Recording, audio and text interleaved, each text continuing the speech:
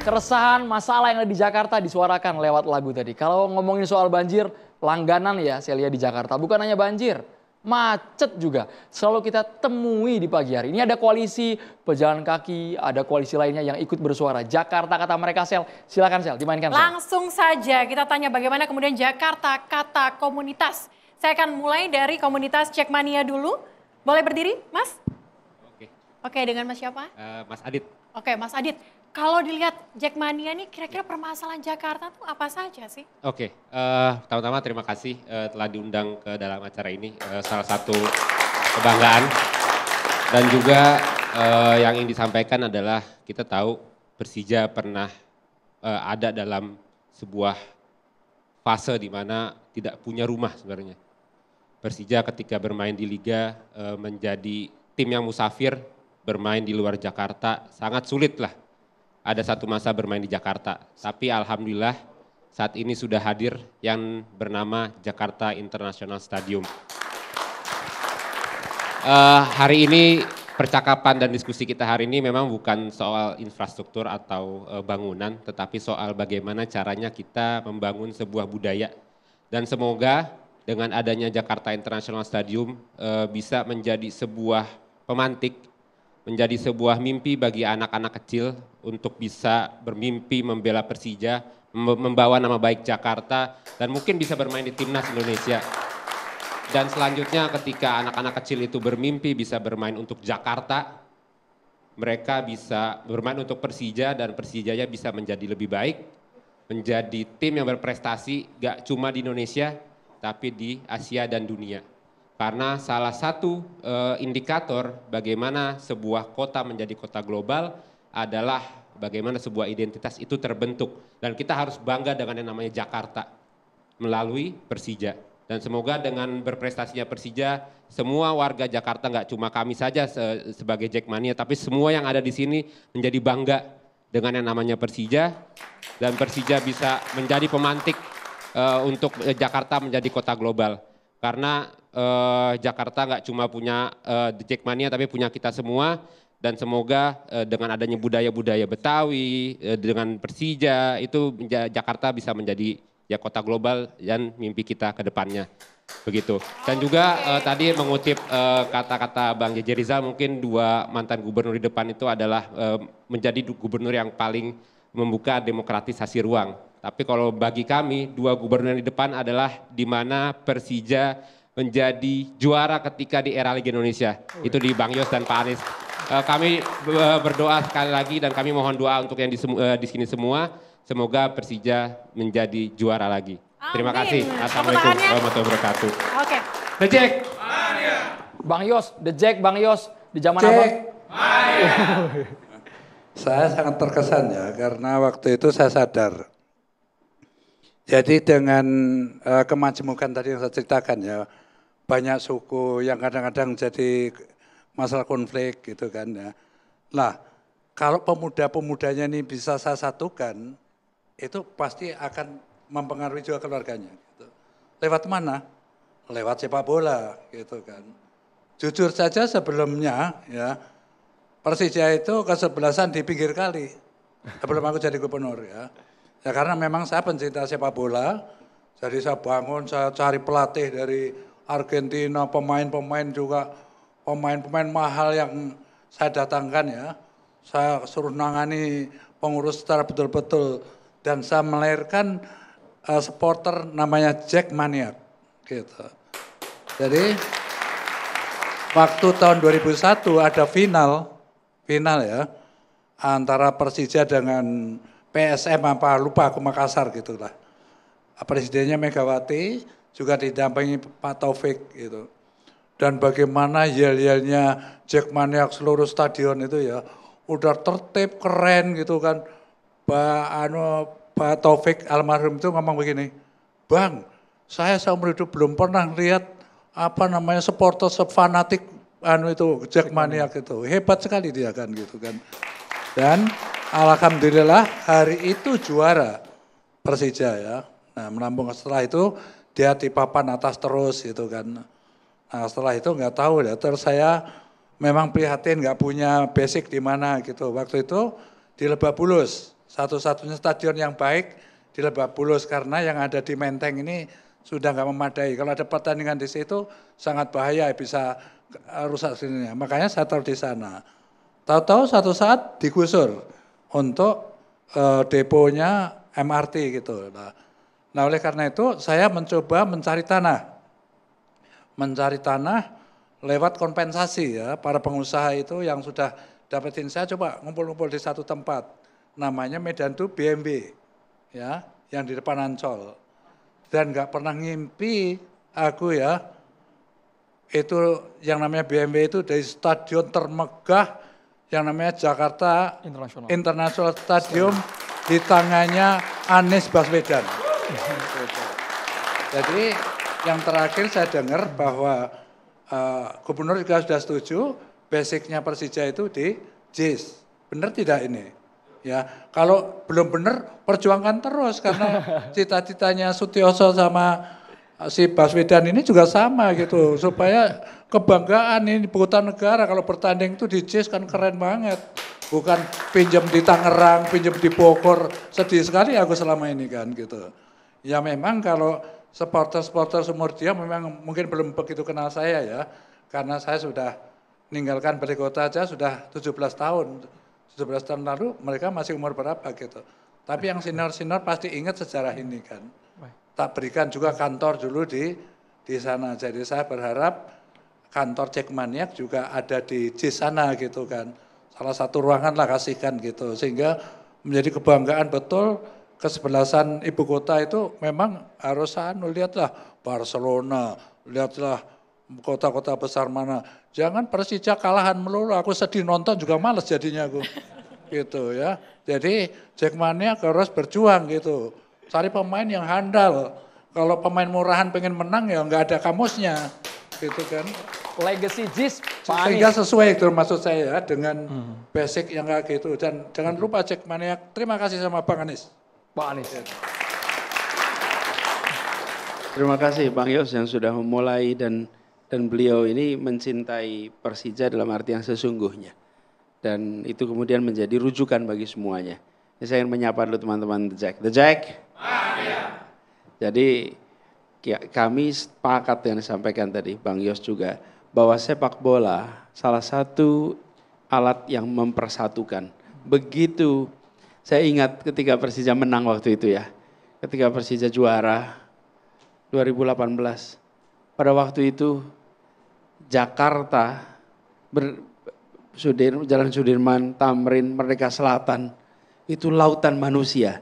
Dan semua merayakan lintas sosial ekonomi. Betul-betul lintas sosial ekonomi. Dari yang datang dengan jalan kaki, motor sederhana, sampai mobil-mobil mewah. Itu semuanya berdatangan. Dan kalau berkumpul di stadion, semua kumpul di stadion itu disatukan oleh apa? Oleh kecintaan pada klubnya, Persija, kecintaan pada sepak bola, itu setara semuanya. Jadi memang kebutuhan stadion itu nyata. Nah di masa-masa awal saya bertugas, itu kalau saya nonton Persija, begitu saya masuk stadion, itu satu stadion itu akan bilang, nih The Jack nih, bilang apa? Stadion, stadion, betul ya?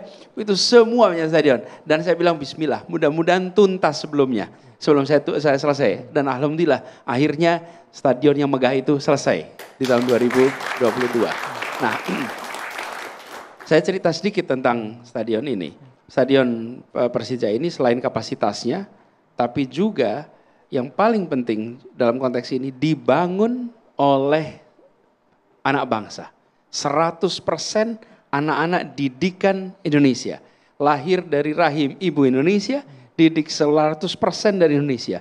Jadi ini karya anak bangsa yang sesungguhnya. Dan karya ini saya tidak membangun di situ, yang membangun insinyur-insinyur, para pekerja-pekerja yang membangun di situ. Tetapi karya ini menjadi salah satu mega structure yang dikagumi dunia. Kenapa dikagumi? Karena memiliki atap di atas itu yang dibangunnya di bawah. Lalu dibangun di bawah, setelah selesai baru diangkat ke atas. Beratnya dari struktur itu sekitar 33.000 ton. Itu sama seperti kita mengangkat seperti mengangkat sekitar 2.400 mobil secara bersamaan. Dan itu dikerjakan oleh anak-anak Indonesia. Saya ingat ketika proses pengangkatannya, itu 72 jam untuk naik ke atas. Karena 72 meter, 1 jam 1 meter bergerak ke atas. Dan ketika itu jadi, hari ini pembangunan JIS menjadi bahan mata kuliah Fakultas Teknik Sipil di berbagai tempat di seluruh dunia. Sebagai contoh. Okay? Jadi kita bisa menunjukkan satu itu. Tapi yang tidak kalah penting yang sampaikan tadi barusan. Tentang anak-anak kita yang bisa menjadi pemain global. Membangun JIS itu satu tempat. Tapi yang jangan dilupakan, kita membangun lapangan berstandar FIFA di setiap kota di seluruh Jakarta. Jadi ada 5 lapangan dan lapangan itu dibangunnya di mana? Di kampung yang padat, kampung yang sederhana. Dan diberikan catatan bahwa lapangan ini tidak boleh dikomersialkan. Dan penggunanya tidak boleh bayar, itu dibayar oleh negara. Sampai saya minta pasang tulisan besar-besar tuh Bang Yos di sana. Bahwa lapangan ini tidak dikomersialkan dan tidak untuk disewakan. Jadi setiap anak bisa main. Tujuannya apa? Kenapa dipilihnya di kampung-kampung yang padat penduduk? Kampung yang padat umumnya sosioekonomi lemah. Dan sosioekonomi lemah umumnya lapangan yang tidak standar sama sekali. Dan di Jakarta dengan tanahnya yang jenisnya lempung, kalau sudah mulai musim hujan dia licin sekali, musim panas dia tidak bisa ditanami oleh rumput. Dengan dibuatkan rumput sintetis standar FIFA yang dipasang di situ, apa yang terjadi? Saya waktu itu sampaikan pada teman-teman, biarlah anak di kampung yang orang tuanya masih sangat sederhana, dia bisa main sepak bola di lapangan seperti pemain-pemain Eropa yang Liga Semen itu. Supaya mereka punya mimpi yang tinggi, Mereka main di situ membayangkan ini sama loh dengan yang kita lihat di siaran-siaran sepak bola liga-liga utama dunia. Liga Spanyol. Dan harapannya mimpi yang tinggi itu kemudian diikuti dengan kerja keras, diikuti dengan konsistensi latihan. Harapannya nanti di kemudian hari ada bibit-bibit unggul yang bisa menjadi pemain tingkat global. Kita doakan regenerasi sepak bola tanah air makin maju. Beralih lagi Sel, boleh kita ke komunitas lainnya Sel? Kita masih ada 2 komunitas lainnya, saya ke komunitas pedestrian, boleh berdiri dengan Mas siapa? Saya. Oke, gimana permasalahan yang dialami oleh komunitas pejalan kaki selama ini? Iya, sebelum ke urusan kaki, saya mau bernostalgia dengan Bang Yos dan Pak Anies. Yang pertama, sebelum Jakarta menghadirkan Transjakarta atau busway, pertama sekali Bang Yos menghadirkan trotoar di Jakarta, yang dimana itu dulunya itu urusan kaki diprotes, dibully sampai digugat, Bang Yosnya digugat. Gitu. Karena apa? Bang Yos dulu mengirimkan serikandinya yaitu Mpok Sahrohandayani untuk meminta semua gedung di sepanjang Sudirman Tamrin untuk dimundurkan. Agar pada saat nanti Transjakarta hadir, volume pejalan kaki yang mengarah ke halte-halte itu mendapatkan fasilitas trotoar menuju halte. Nah itu pada saat zamannya Bang Yos.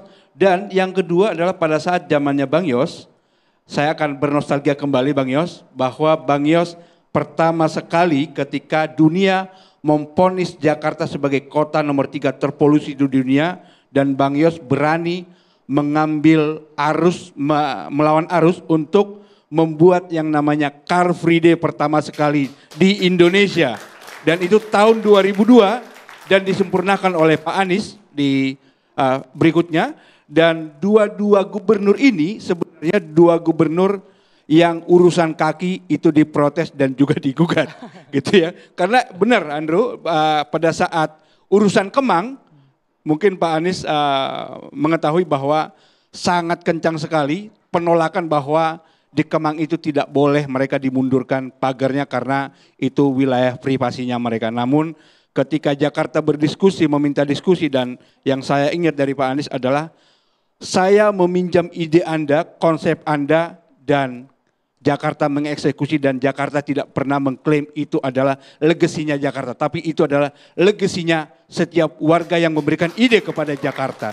Jadi untuk itu dan sampai saat ini kita berharap dua gubernur yang sekarang ini akan juga di-follow oleh gubernur yang berikutnya untuk membangun fasilitas pejalan kaki di Jakarta yang dimana targetnya 2.600 trotoar di Jakarta harus terbangun.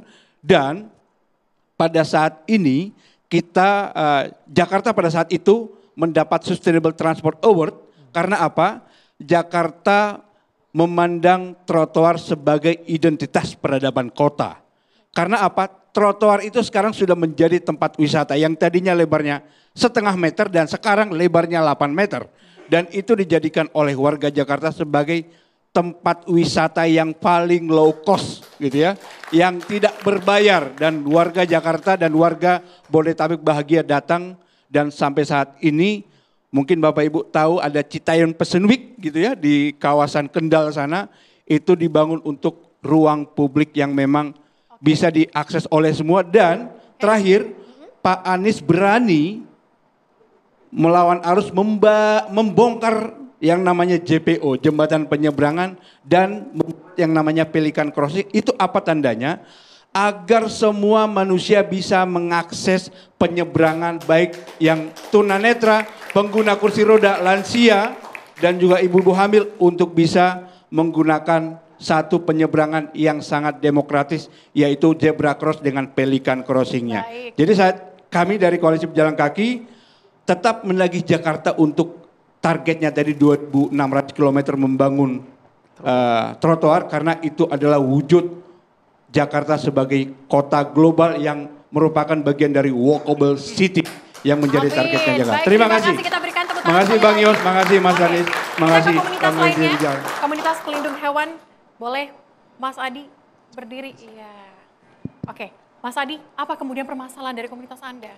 Ya, sebelumnya terima kasih karena pada hari ini kami diundang oleh TV1 untuk hadir.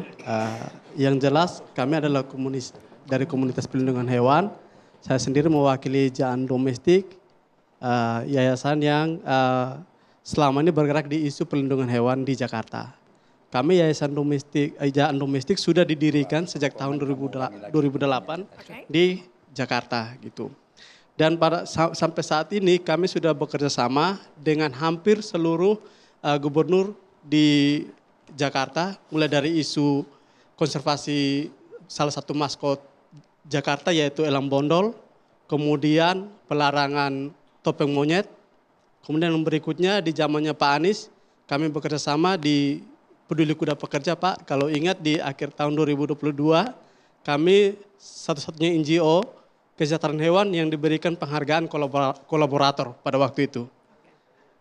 Kemudian yang berikutnya sekarang kami juga selain bekerja sama dengan rekan-rekan aktivis yang tergabung dalam Koalisi Perlindungan Hewan Indonesia untuk menyelamatkan kucing dan juga anjing yang ditelantarkan. Dan yang kita ketahui bahwa di Jakarta banyak hewan domestik, kucing dan anjing yang memang ditelantarkan sama pemiliknya. Sehingga kita tentu sangat berharap ke depannya ada regulasi dari pemerintah untuk mengatur hal ini. Demikian juga dengan isu hewan non-pangan untuk dikonsumsi.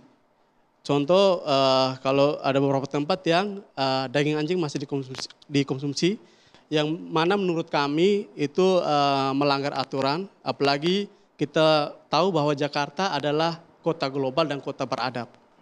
Sudah seharusnya melarang hal-hal yang tidak beradab gitu. Oke, baik, dan yang berikutnya lagi tentu saya sampaikan juga terima kasih kepada Bang Yos. Saya tahu baik Bang Yos adalah pencinta satwa. Kemudian kepada Bang Anies dengan pausuedanya yang mana menjadi edukasi juga kepada anak-anak. Saya berharap semoga Jakarta bisa membuat satu kurikulum untuk mendidik anak-anak agar lebih penuh nilai-nilai welas asih, kasih sayang kepada hewan. Karena itu mencerminkan kemajuan peradaban suatu bangsa. Baik, terima kasih dari komunitas pelindung hewan. Boleh silakan duduk kembali. Dan pemirsa, ternyata ada banyak sekali ragam permasalahan dari komunitas, tapi kita akan jeda terlebih dahulu. Kami akan kembali sesaat lagi. Ya pemirsa, kita kembali di acara program spesial HUT Jakarta, Jakarta Kata Mereka. Kita udah masuk di penghujung segmen. Saya akan langsung ke Mas Anies, closing statement-nya Mas, silakan. Iya.